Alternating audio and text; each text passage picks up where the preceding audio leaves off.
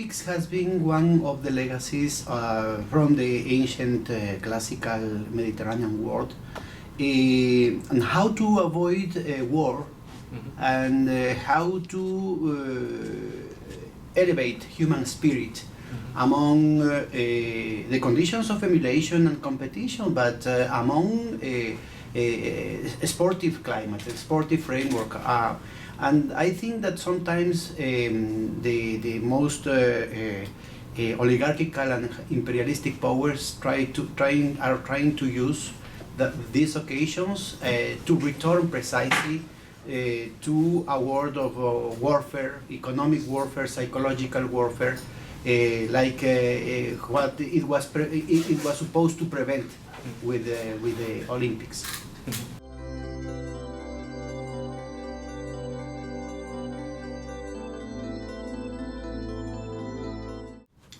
Again, what I'm trying to say is that I believe that circumstances, especially at the media level, has been framed in order to present this as a catastrophe. This is synchronized with the whole agenda of destabilization in Brazil, but that it has part of a continental agenda of conservative restoration. So the idea is to present this as a mess. And of course there are plenty of problems in Brazil, but in any other country in the world. But in this case they are trying to present it as a failure, precisely because they wanted to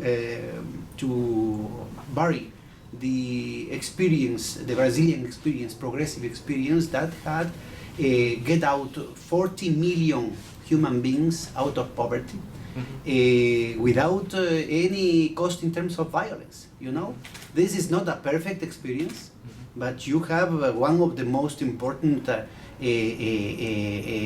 social processes in history.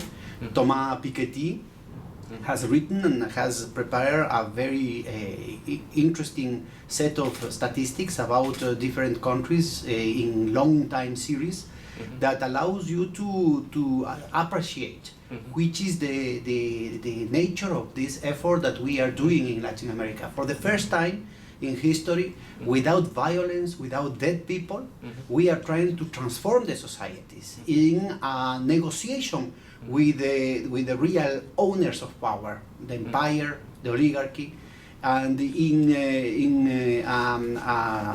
civil society mobilization and in a democratic organization that could set up the conditions for a very long-term transition towards another type of society. The idea is to generate a denigration of this type of experience, and to present it as a kind of corrupted farce. And I don't think that is the case. In every country in Latin America, the popular movement, the popular pressure had created a democratic conditions for social transformation. This is not a linear process, and that is going to require a lot of advances and retreats. And in the case of Brazil, it's been very clear that the agenda, the stabilization agenda, that includes media factors, economic factors, financial factors, political factors, had started to disintegrate itself. For example, the protagonist of the cleaning wave against corruption had been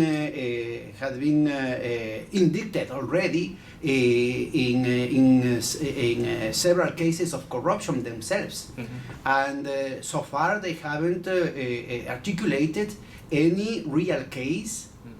Not even in the most extreme of the cases, they haven't been able to articulate a case of corruption for the President Dilma Rousseff that has been removed from her post.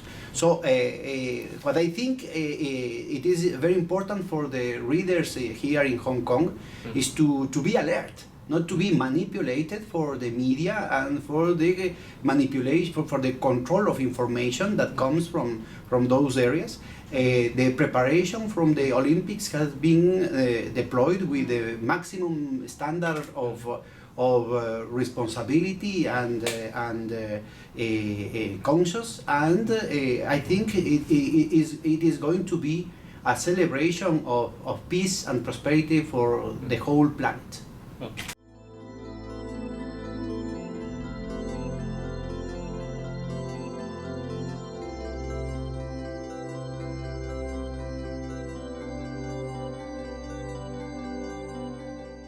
I don't think so.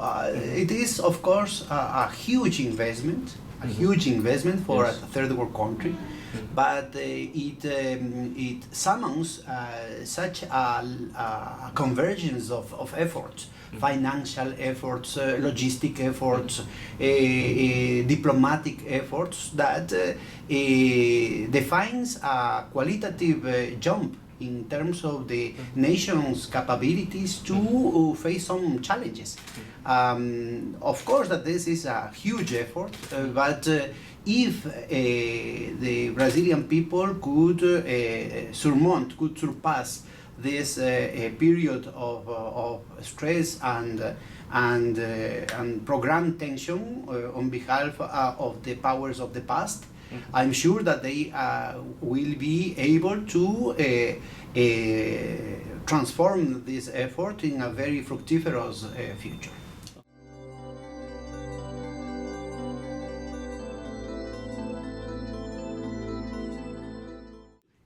I think that we should start the interview with that question. You know, we need to put things in context.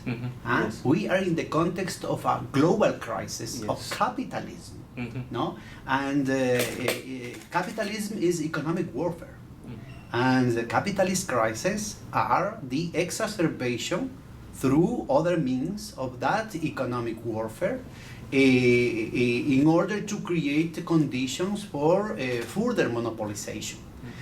When you have a structural crisis of overproduction like this today, that situation of economic warfare defines a lot of tension in terms of geopolitical manipulations. And that has at least two dimensions. The first one is related to the nation states, and the second one is related to the different fractions of capital, the possibility the possibilities of expansion of the different nuclei of ownership that constitute the fractions in dispute at the highest summits of the elites. So when we are talking about Latin America, from that perspective, you must understand the purpose of some of those fractions to transform our continent in the scenario of the dispute. A dispute that could include fusions, mergers, that could include the echoes of the financial and currency wars, that could include commercial wars with all the financial and macroeconomic manipulations, but also could be a part of the armed conflict. And the nature of the armed conflict, as it has been presented today all around the world, could include very mysterious terrorist attacks, or it could include civil unrest, or could include border disputes.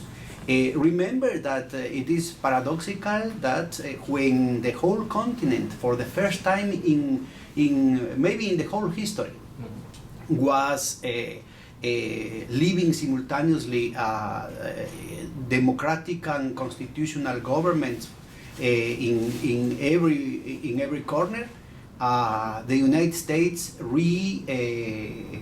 relaunched its fourth fleet that has been latent since 1953.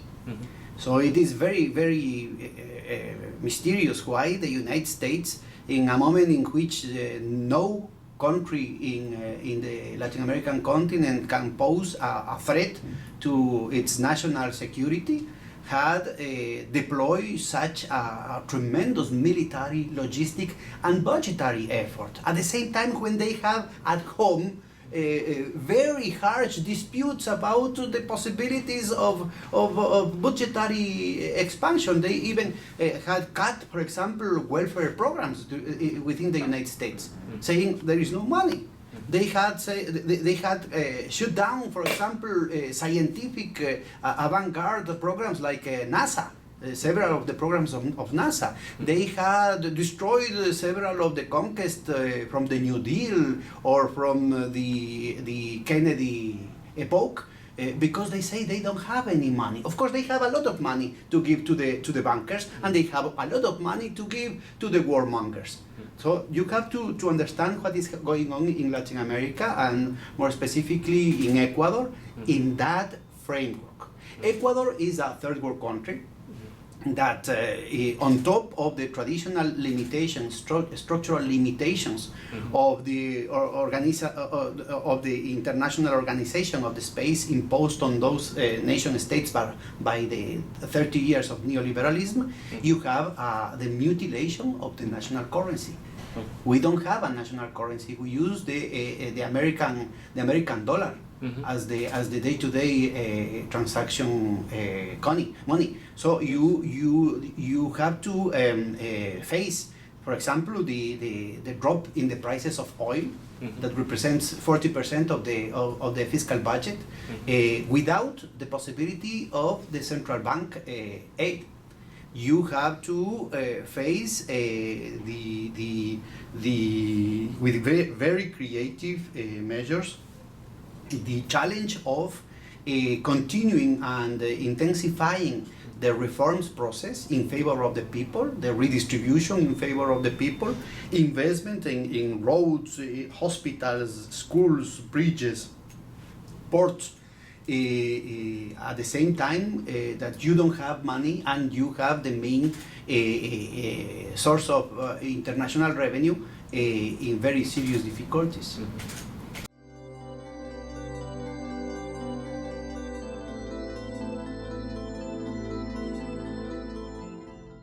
I think that the economic downturns, the international volatility, the international hostility are normal. That is the way capitalism is. The real challenge for the Latin American peoples is to build up real conditions to avoid to be victim of this type of forces, no? And I think in that sense the Latin American processes had shown themselves plenty of limitations and myopic perspectives. I think that, for example, the possibility of having, or the counterfactual situation of facing this downturn, this economic downturn, with the proposed new regional financial architecture, Bank of the South, Fund of the South, and the common currency, not unique currency, but the common currency, to create a policy space vis-a-vis the relationship with the international actors, had been very helpful in terms of the continuity, not only of the continuity and the stability, not only of the macroeconomic and financial situation, but also of the social and democratic situation.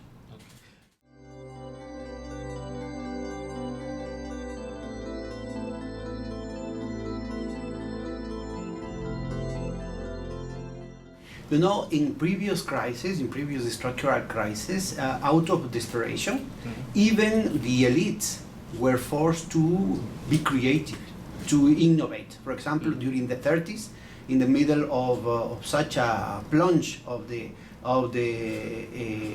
prices and quantities demanded by the center out of the main exports of the big countries in Latin America, the local oligarchies, the local bourgeoisie, created new conditions that ended in an industrialization by import substitution.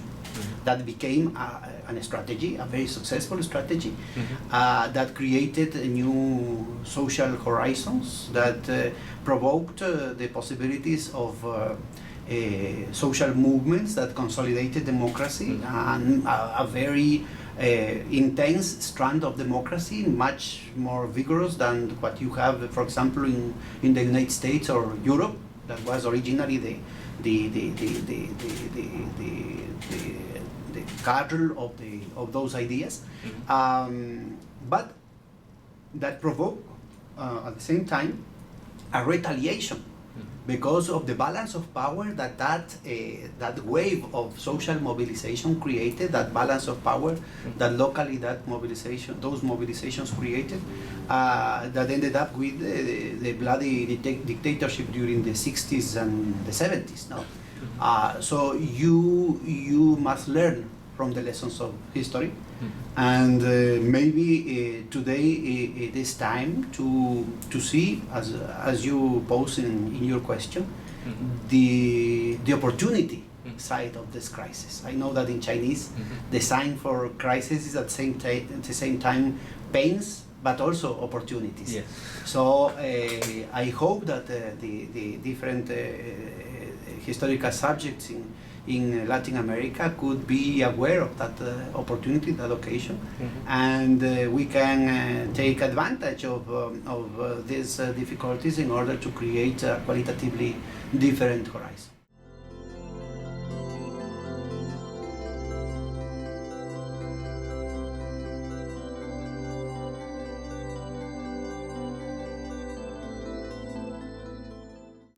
In mathematical terms, restricted optimization is always inferior to the optimal one, right? Okay.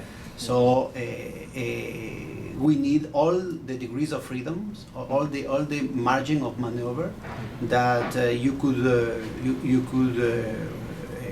potentially have in order to deploy the efforts that require the departure from the past, a past of underdevelopment, a past of injustice, a past of dependency.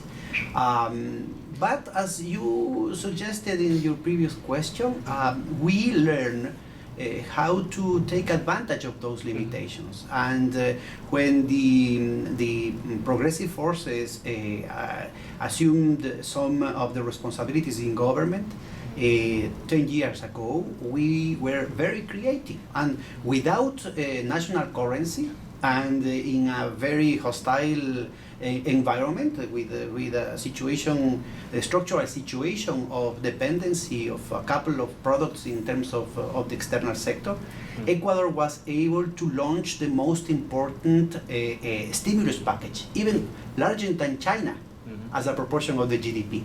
For example, look, the 30 previous years of neoliberalism, you had a proportion of government of public investment over GDP between 3 and 5%.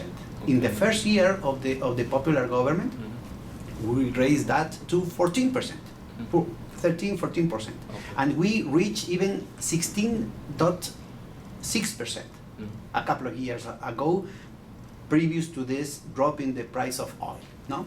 At the same time, we provoke a tremendous redistribution of income. For the first time in history, every decile of the population, not only the 10%, the richest 10%, had improved their purchasing power, discounting inflation, every single year. So you have, of course, you have also the business people had found very important returns to their investments, but also you had a very significant reduction in poverty measured by income.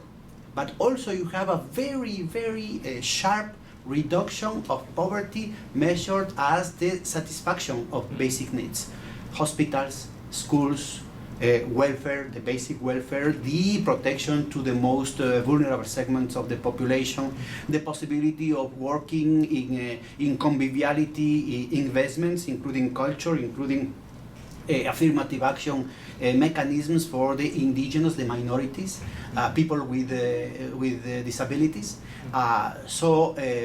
We, even under those conditions, even if we started our transformative process in the middle, when the financial implosion of this structural crisis of capitalism had already started, Ecuador was able, with very, very creative and very, very heterodox measures, had been able to create the conditions for a very hopeful transformative process.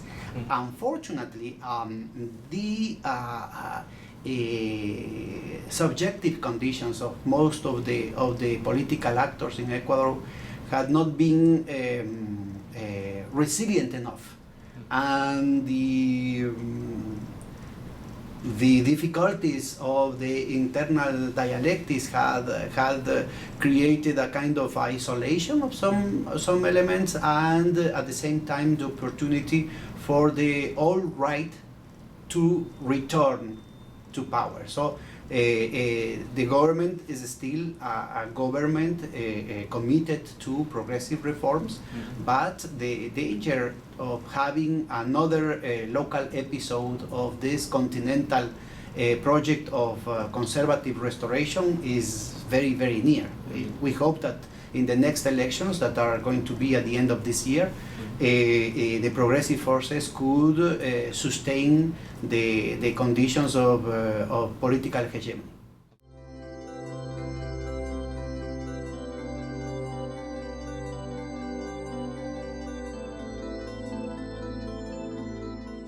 Yeah, we had returned to constitutional rule in 1979. And even if during 10 years, due to the misery that the IMF and World Bank programs provoke in Ecuador, you had such a turmoil that toppled three presidents, three constitutional presidents, but without any dead people, without violence. So it was a pacific mobilization, no, claiming for the reconstitution of the conditions of legitimacy.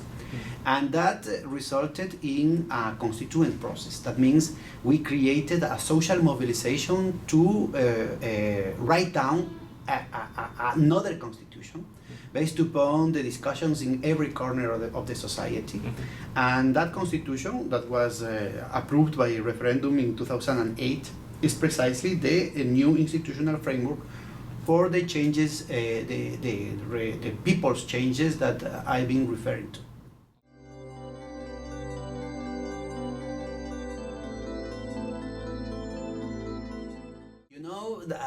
Not only Latin America, the world, but not in the arrogant thing that we have to teach lessons to anybody. On the contrary, as I mentioned at the beginning of the interview, what I think it is that is very important to have a much more fluid dialogue out of dignity and mutual respect, not with impositions, not saying, okay, I'm the center of the world and I'm going to teach you the things that you must go and talk to your people in your place. No.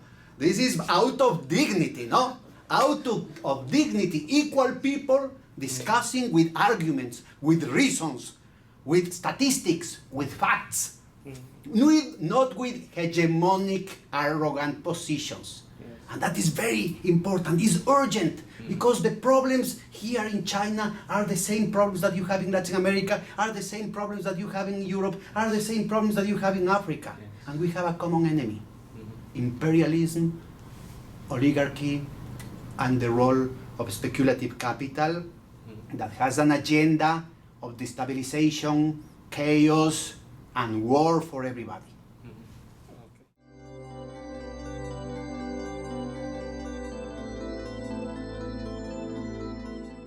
Yeah, you know, Ecuador is a very tiny country, even for the scale of Latin America. But precisely because of the dignity of my people, we were able to project a series of ideas that were in a very fraternal condition, well received by the other countries, even giants like Brazil or Argentina or Mexico, no?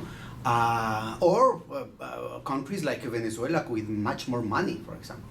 And the Ecuadorian proposal for the new regional financial architecture, for example, was one of the most seminal ideas that was embedded in the formidable proposal of President Chavez of Banco del Sur. So we transformed the original idea of Banco del Sur in an integral instrument, integral platform for the construction of a new type of integration. Why?